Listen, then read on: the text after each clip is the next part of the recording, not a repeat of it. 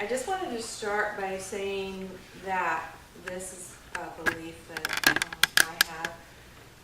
How I started doing Reiki 2 years ago, this last June, July.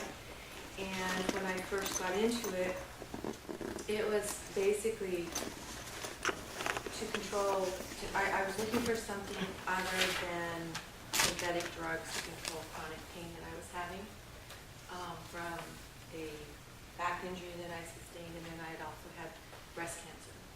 So I went looking for something that could help me, and I was guided to my Reiki master, and I went to her mainly to have healing done on me. I wanted to see if it would actually work for me. And once I had my first healing with her, I was totally hooked. And so I took a class with her and became attuned to Reiki myself.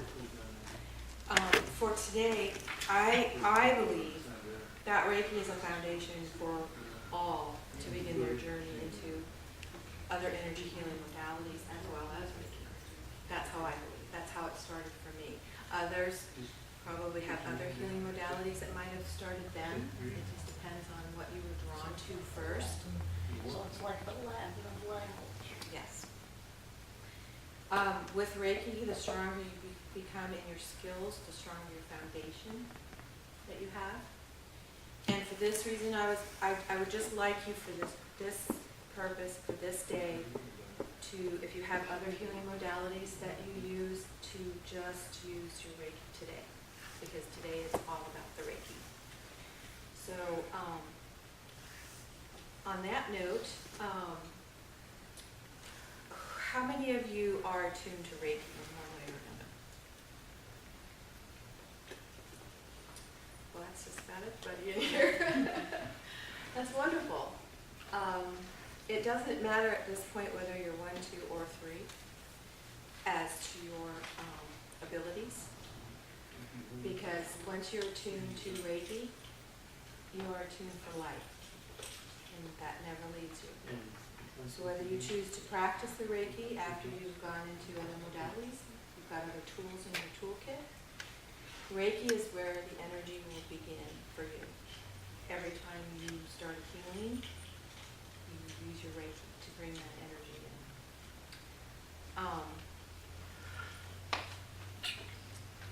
The reason that for this gathering is to help those who are attuned to Reiki but are unsure of how to practice it on themselves or others.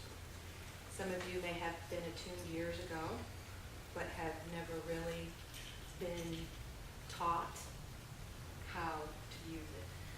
Or maybe are afraid that it didn't work for you, the attunement didn't work. It's just it is a lot of the issue with people. Practicing it and using it strengthens you.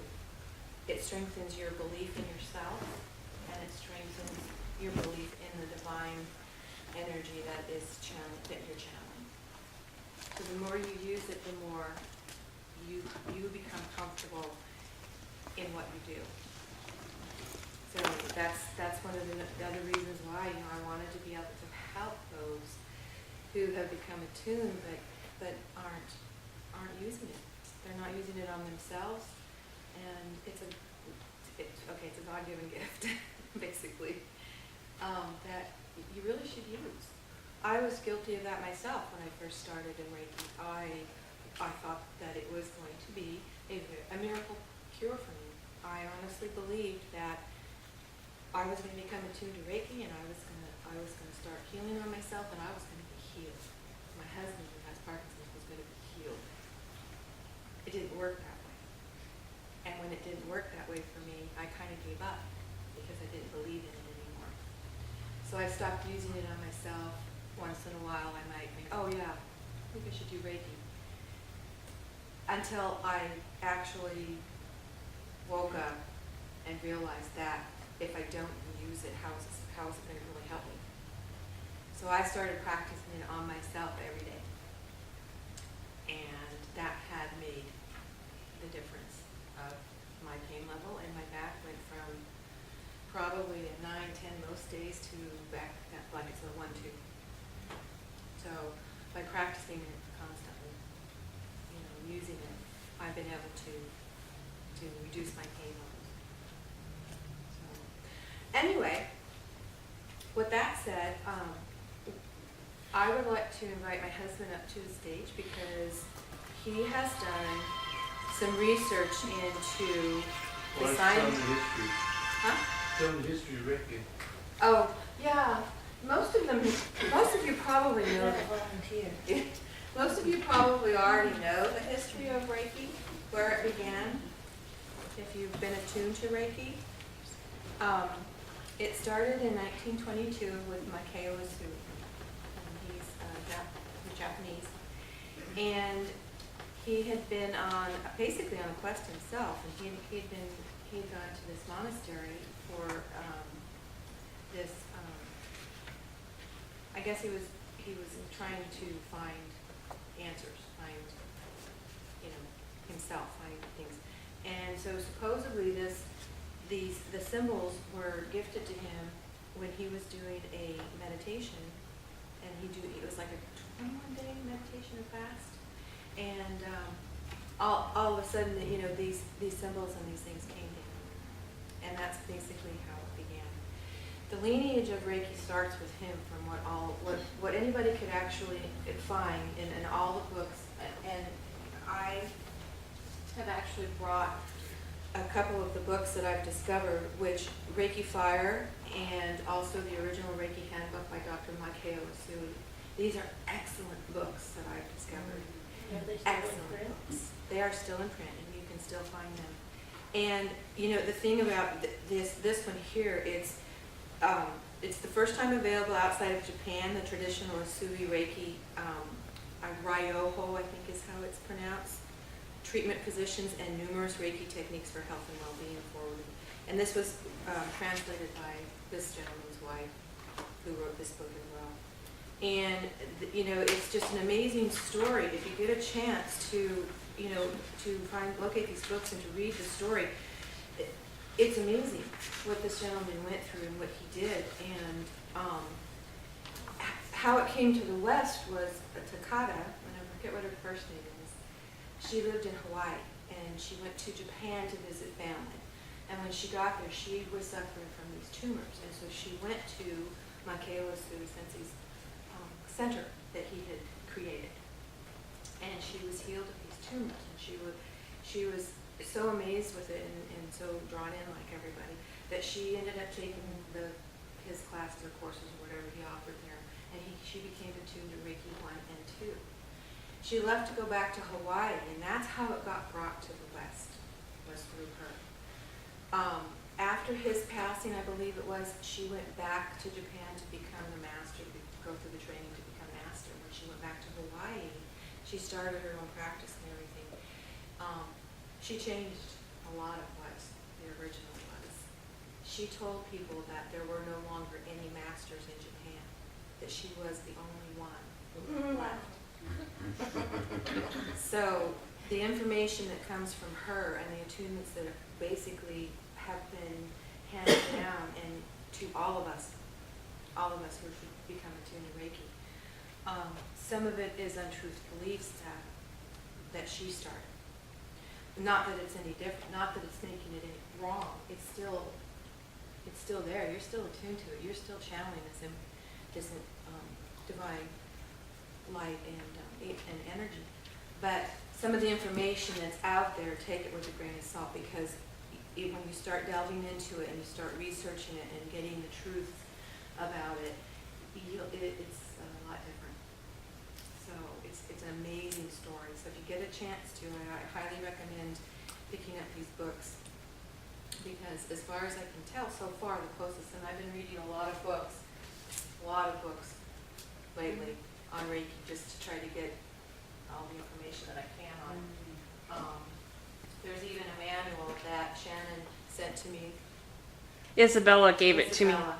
Yeah, she found it. And this is actually pretty good too. A manual for it. That one's available online. You This is can print it online and out. it's free, yeah.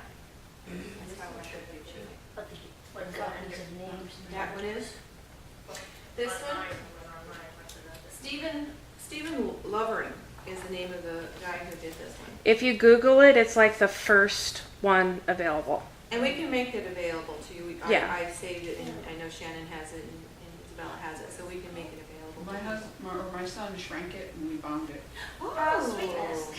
That's perfect. Yeah, I just found out about this, so it's amazing. And the cool thing is we can add and subtract, which is what we plan on doing, a bunch of stuff to it so that we can add more of and fix it to what we need to fix it to for our trainings. So no matter who attuned you, what book you've learned it out of, you're attuned, okay? And so anyway, I'm gonna have Joe come up because he's researched the scientific proof of the Reiki energy. So he's gonna talk a little bit about that. Well, at least I'm not the only rooster in the hen now. But I just wanted to say that this lady that brought it over from, yeah, she didn't do it out of malice. She did it because it was right during the war, and things from Japan is real popular. So she had to change certain things and to try to sell her techniques. But I've been doing a lot of research on the internet, and what I'll do is I'll find a particular statement or an article, then I'll chase that article around and see if I can find some more. And usually if I find it 2 or 3 times, I figure, well, it's got to be pretty close to being true. But Reiki was kind of, well, it's, during the early days, like in the 70s and 80s, it was kind of foo-fooed by the scientific community because it couldn't be measured, it couldn't be weighed, couldn't be seen, couldn't be smelled. It didn't do anything. It was kind of treated like a placebo, you know? And what happened was, at the same time, a lot of hands-on were treated the same way, even acupuncture. Trouble is with acupuncture, well, it's not trouble, but acupuncture is actually doing something. It's poking an item into the skin to hit a nerve, so that was kind of give them something to touch on. But now that they can measure, actually they can measure the electronic field around each new cell in your body. That's how sensitive the measurements are these days. And what they found out is the Reiki practitioner that's doing Reiki is pulsing out of his or her palms. I'm not sure what you call it, but it's like megahertz. point, yeah, but it's HG. From 0.5 to 30 HGs. And they've realized that these different pulse lengths activate certain things like skin, regenerate skin, help heal bones, cartilage, things like that. And what I found was every time science goes to prove or disprove Reiki, they always threw the cancer in. If it doesn't work on cancer, it doesn't work on anything. You know? So they give something that's can't be done, basically, in their words. But they found out that it did work. But it worked about as often as a placebo did in the early days. And so they started checking it out again, doing studies, and some of the big hospitals back east were doing Reiki for dentistry. They found out it was reducing the blood loss during surgery. The patients were required less painkiller afterwards. And then the hospitals were doing it. And then in their studies, they found out that they was having a very good success rate with people going into surgeries as well. And actually, the recuperation after surgeries were sped up on the patients. And recovery time was cut a great deal. Pain was down, so there's a benefit to it. However, I found out that there's not going to be much more research done on Reiki. The reason is there's no money in it. There's no profit for anybody. The ones that do the studies pretty much are the medicine, the big pharmacies. They're the ones that back it up, and they're not going to make any money if they yeah. A non-drug solution. Yeah, it's not a drug solution, so why pour millions of dollars in studies to try to prove something that is free? Yeah, but You gotta still, put us they out of can't business. dispute. No, they can't. But now it's on the Reiki side, which is us, you're finding out that it does work because they can measure the pulses from your hands, the temperature raise, the rising of your palms. They can actually see the benefits. So they're on their way of saying, yeah, there's something to this. But because of the pharmaceutical companies, I think you'll find out that it's just going to die that way. So it's the Reiki practitioners that it's going to get done. So if I made sense, I hope so. Parkinson's is kind of hard to have, so if I shake and stutter, that's why. Yes, ma'am. I'm going to share something personal about you, Joe. that I just think is so awesome. I've done healings with Joe several times, and we've done some pretty amazing healings. And consistently, I've noticed that when he does Reiki, his shaking completely stops. Yeah. It completely stops, and it is profound. And you know, in the beginning when I said that it wasn't a miracle cure, I wanted to cure my husband of Reiki, or Of Reiki? Get the demon Reiki out. of Parkinson's. It has improved him. If you knew him when he first started coming here to the church, I had that cane. he was walking with a cane. He was falling asleep. As soon as he'd sit down, he was asleep. He was just out. He was all hunched over. He could barely, walk. Just his movement and everything was, really advanced for his. So if anybody wants to take me dancing, Just so you know, at the WSU School of Nursing in Yakima, they have a class, they call it Healing Touch, it's not Reiki, but it is given to all the nurses that are in training up in Yakima, and it is a accredited course. And it's something I found out, Yeah. as part of the nursing schedule, and Patty, who teaches it, is a Reiki master. That is amazing. something that I did find out on the internet was there's a lot of medical people that are going into Reiki. But it's not been clinically researched as much as Healing Touch, and that's the only reason she can do it more with Healing Touch than she can with Reiki. Right. But they're Yeah, they're sisters. they're sisters. The difference is that with the healing touch, you're not being given the download of the symbols of the Reiki that starts that. It's just a different modality. And it's more intellectual. You use a lot of your intellect in finding. It's huge. I mean, and like I said, once you've been attuned and those symbols have been downloaded into you by a master, you have the Reiki for life. I mean, it's like it never leaves you. My sister's a nurse, and a couple of years ago, she was attuned to Reiki 1.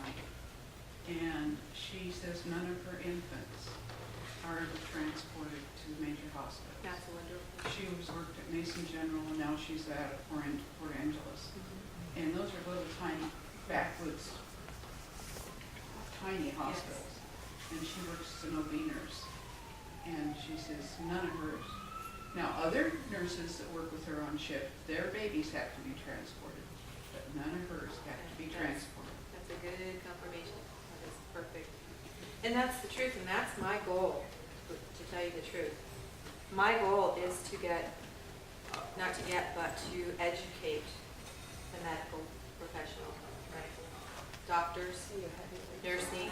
I want to spread this as far as I can possibly spread it.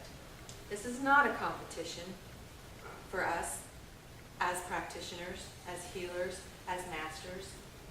our duty is to pass this on to as many people who are interested and willing to do this. Because that is just, it's just going to be amazing transformation of this world, of this planet. The more healers we have, the better it's going to be. It's interesting that you say that, because not that many years ago, it was so inclusive, and to actually study Reiki was extremely expensive. And Do you that know you're- why? Do you know why it was so expensive? Because the original developer, research, found that people that were able to get it for free, then he would do healings on them. In a few years, they would come back and he'd go through it again. And unless you participated in your own healing, it was of no value to you. That's why they set the price like this. It wasn't for the money. It was for, they wanted people to participate in their healing. And you see that as healers, all of you see that. That the people that come all the time and they want you to do something, they want you to do something. Yeah, it's a way of investing in Yeah. yourself and your own. And so that's why that price was set. It wasn't for them to make money. I did know some people though that did it for the money. Yeah. Yeah, there are that, and there are people out there that do it just for the money, and those are the people who the egos are too strong on these people, and even, like the masters that are out there that have attuned people who refuse to help that person any further once you've become attuned, because they're afraid of the competition. Although they've attuned these people to these healing abilities, and this healing ability is a God gift to us that we need to pass on. And for me, this healing comes right from here. This is where I practice it out of, not here. And so for me, I mean, it's just, I can't say how amazing it's been for me. I had, this last week was very difficult for me, and my back pain flared up and muscle cramps in my leg. And I went for a few days with it like that to where it got to the point where I started having muscle spasms in here. And so the other night, I was having one so bad, Friday night, that my husband says, go get on the table. So I finally did. And I was in so much pain that I could hardly breathe. The muscle spasms were hurting me that bad. It took him just a few minutes of running Reiki on me, and my whole body just relaxed. I went to bed completely pain-free. I woke up the next morning after sleeping really good. So, I mean, even me as a master preaching it to people and saying, did you use your Reiki? I don't allow it for myself sometimes either. And She why? just likes to say no. No, I don't want it right now. Not in the mood. No. That's what. Now I have to break. That's what we have to change, though. I hope and pray that every one of you who are tuned to Reiki use it on yourself. Use it daily on yourself, even if it's just for a few moments. And when I'm getting a healing from Joe, I actually call in my symbols as well. So I'm not just getting a healing through him.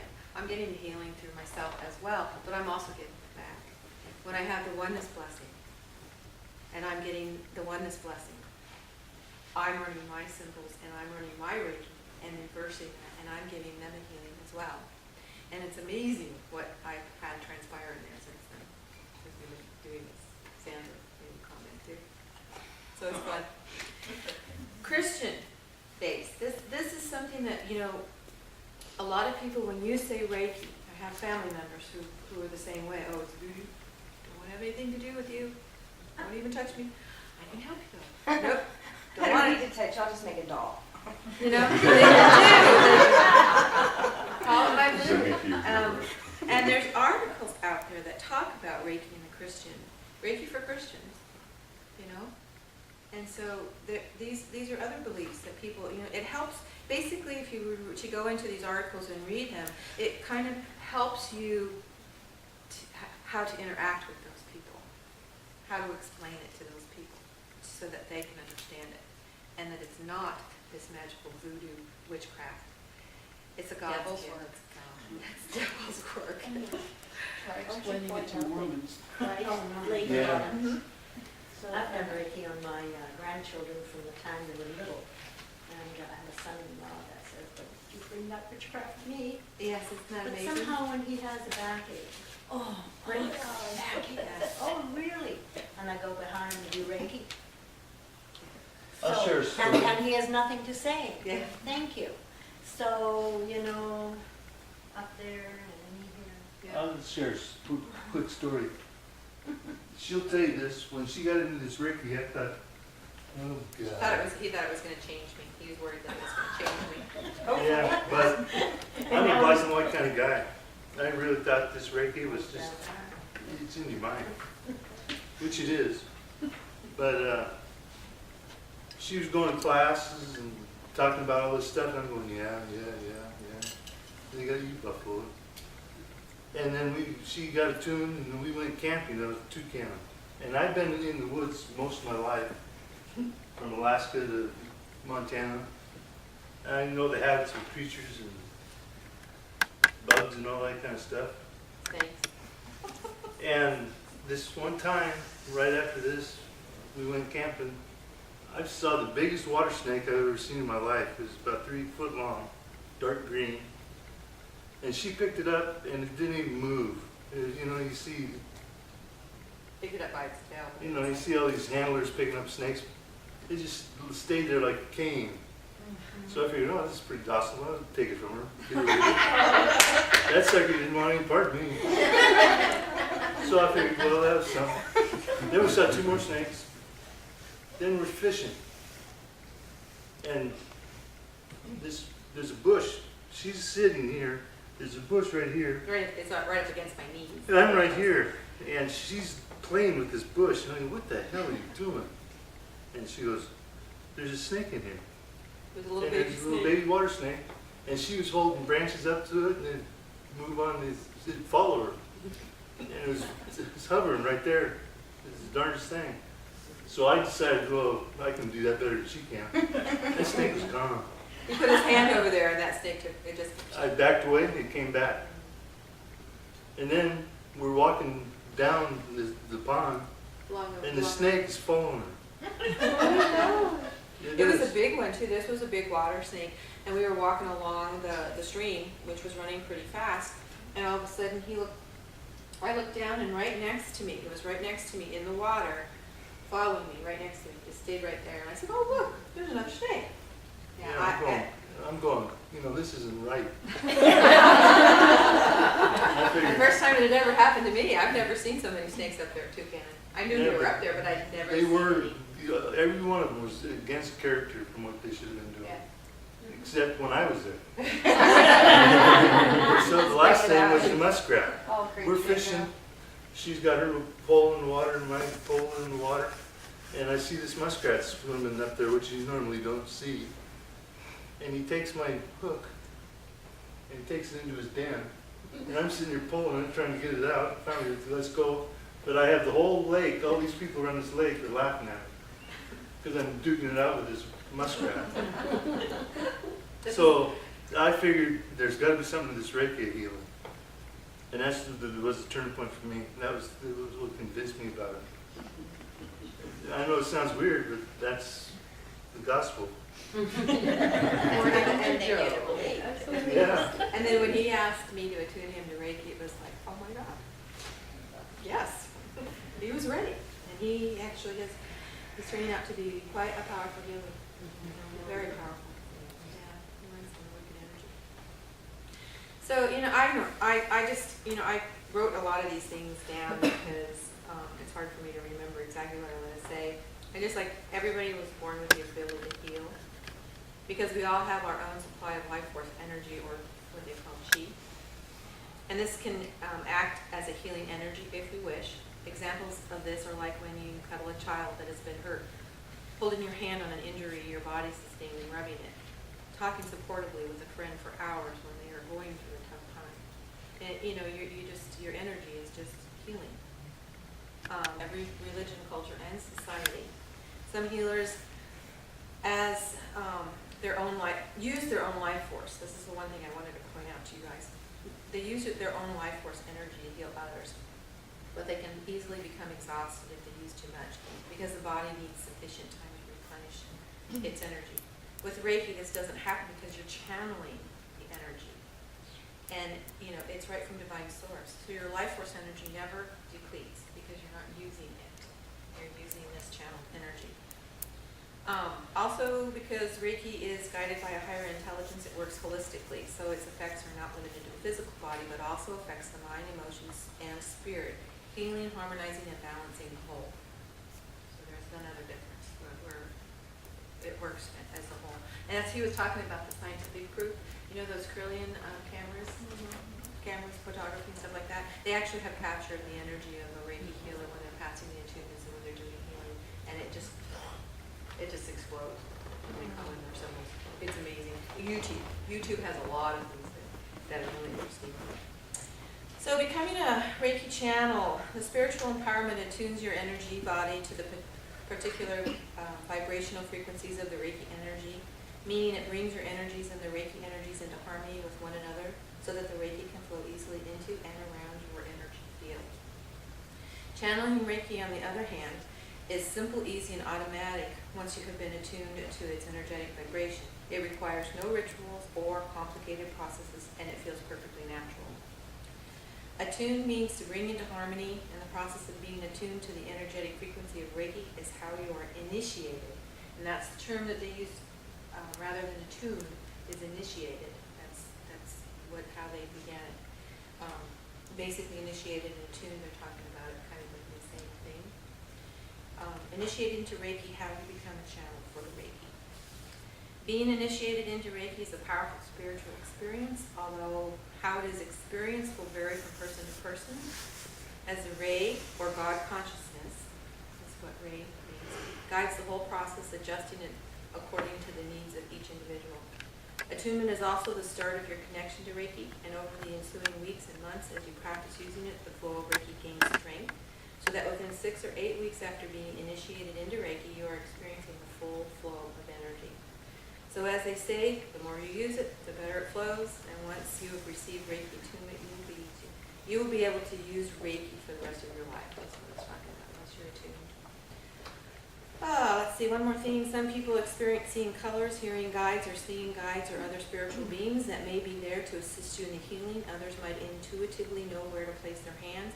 Don't worry if you don't experience any of this at first. You know, with some people, the skills develop in time, if at all. You know, everybody has other gifts. Psychically, intuitively, they see colors, they see beings, they see angels, they hear their guides, you know, all the clairaudience, you know. But not everybody does. That's not part of what Reiki is. Really has nothing to do with Reiki. But it is everything to do with you and your experiences and what you use as other tools to enhance your Reiki. So if you see colors, if you are attuned to the beings, I call in beings all the time.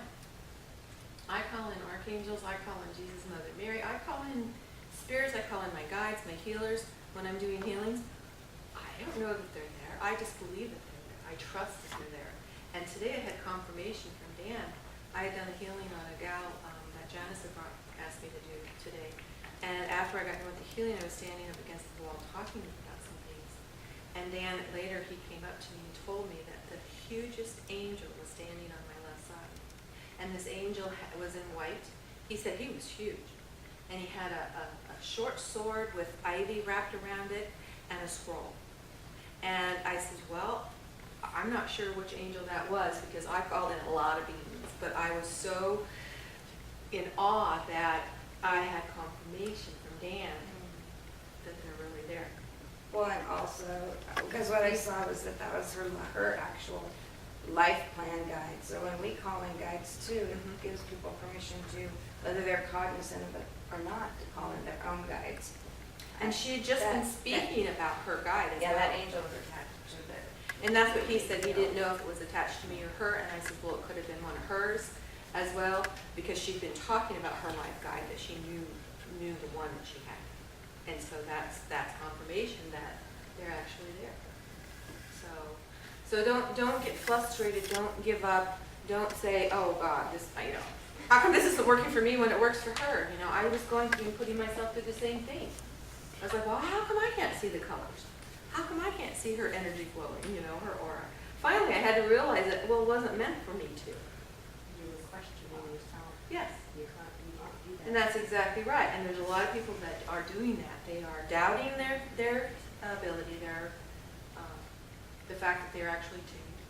People who have already been attuned are wanting to get attuned again. It's not necessary. You just have to believe in yourself and practice it and use it in order for it to get stronger. And it will get stronger. Can I share something else that's part of what I've seen? Is that the more you actually use it, sometimes the less it feels like you're using it, because it becomes, your body becomes so wired to actually run it. As you run the energy, your cells raise in vibrations. So sometimes it feels like it's getting weaker, and you don't notice it till you hit an energy where you're working with a client that has a lot of blocks or something, and you start going, oh, now there's my Reiki. Why is it kicking in twice as much now? It's just an interesting dynamic. So part of that is like, it's working. Right. And some It's people working. feel their hands will warm up. Mine warm up to, they're so popular like a heating pad. Uh-huh. Well, I get that when I hit certain spots. Intuitively, I know if somebody has an issue places. I get taps in my right palm. I get I just feel like my hand will start vibrating. And so you will actually develop a sense and pick up on these intuitively once you start listening to your body and feeling and knowing that this isn't just something that's, oh, my hand's just going to sleep, I'm getting the tingling. It's actually something that's happening, that you're in a spot. Oh, well, this feels different. You can feel heat radiating up into your hand when you hit a spot that may need it. I mean, there's all these different signals that your body and your energy field is giving you, that if you listen to them and you start paying attention to them, your intuition and things will start also, it'll go, the aha moment, as Janice says. Oh, okay, I got it, Some people, their hands feel cold rather than hot. I've had people tell me that, well, my hands are cold. I can't possibly be channeling this energy. It's different for everybody. So talk to your body, listen to your body. So with that said, at this time, I would like each of you to close your eyes. We're not going to do a meditation because I don't really know how to do those kind of things, but I would like you to close your eyes. I would like you to breathe into your heart space. If you are attuned to Reiki, I would like you to bring in your symbols.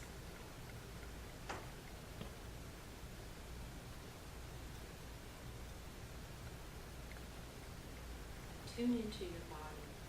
Tune into your heart. Bring that Reiki energy straight down through your crown,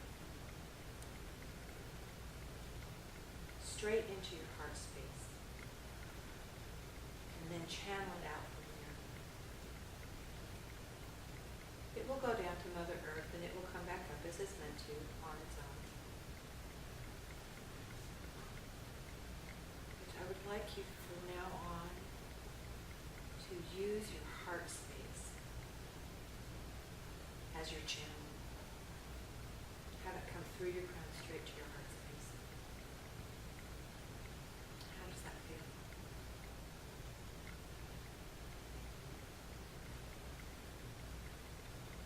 And for those of you who are not attuned to Reiki, what is your body telling you about this? What is your heart saying? Is this something that you're called to do? You feel that excitement?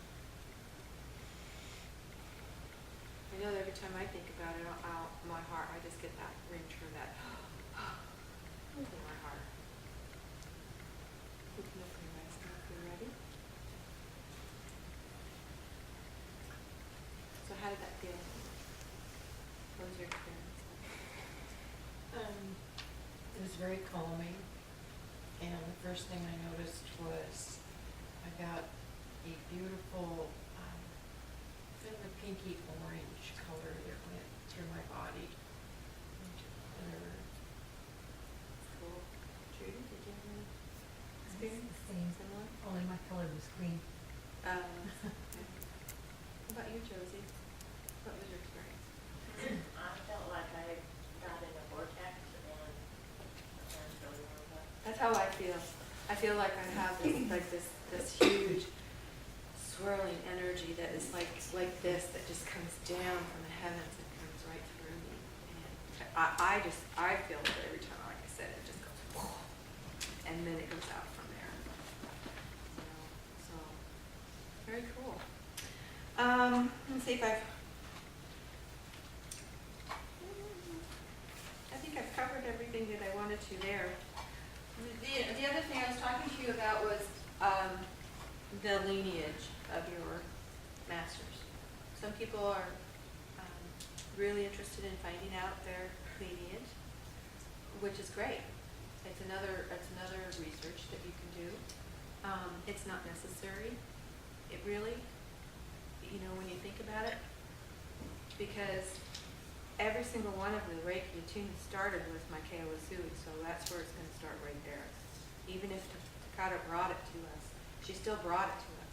Whether she changed some things or, like Joe said, because of the war going on at that time, had to change some things. It's still the same. The hand positions and the things like that are in his original book are really cool because he goes into depth, and I'll pass this around so you guys can look at it. Goes into depth, and the hand placements are just a little bit different, but they still are pretty much the chakras, in the areas and stuff. But that is a really, really interesting book. I have a question. Yes. So when you work with your lineage, this is just something I was thinking, is it almost like each part of the lineage becomes a part of your Reiki DNA, like your ancestral DNA with the Reiki? So their energy is actually kind of there too as It your, is. Yeah. that's interesting. So I actually have started calling in my Keo Usui to my healings. It's that for me, that's like, oh, why didn't I think of him before? The big dog. And Takata, I'll call her in, but I don't know why I don't feel as much of a connection with her as I do with Usui. I don't know why there isn't that connection with her.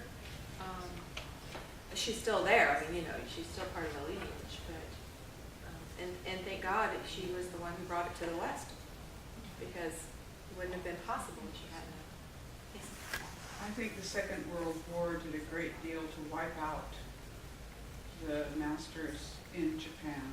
Mm-hmm. And thank God they had the foresight to bless Mrs. Takata Yeah. with Reiki and to bring it to the West and preserve it in that manner. And that's exactly why, she plays a huge. She's huge. She would have never had it brought to the West if it wasn't for her. So she's in her own right. She's a very powerful woman.